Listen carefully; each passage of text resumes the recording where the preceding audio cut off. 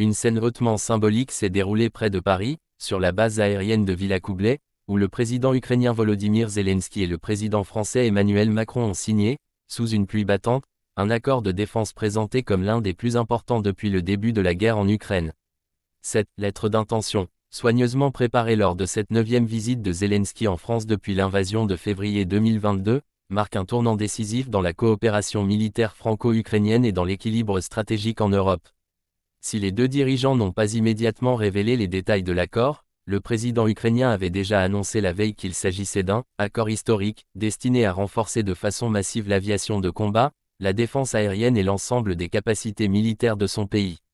Quelques instants après la signature, Zelensky a confirmé devant les caméras de TF1 LCI que l'Ukraine prévoyait l'achat de 100 avions de chasse Rafale, un chiffre qui n'avait jamais été évoqué publiquement jusqu'ici et qui place cet accord parmi les plus importants de l'histoire de l'industrie aéronautique française.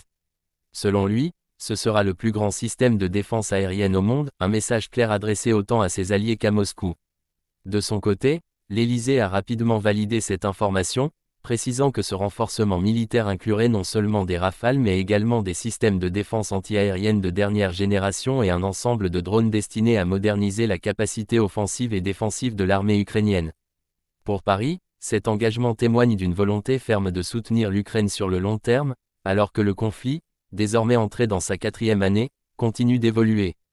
Les experts militaires estiment que cette commande colossale pourrait transformer en profondeur l'aviation ukrainienne, encore largement héritée de l'époque soviétique. Les Rafales, capables d'assurer des missions d'interception, de reconnaissance, de frappe au sol et de supériorité aérienne, offriraient à Kiev des moyens inédits face aux frappes russes, notamment celles visant les infrastructures énergétiques et les centres logistiques.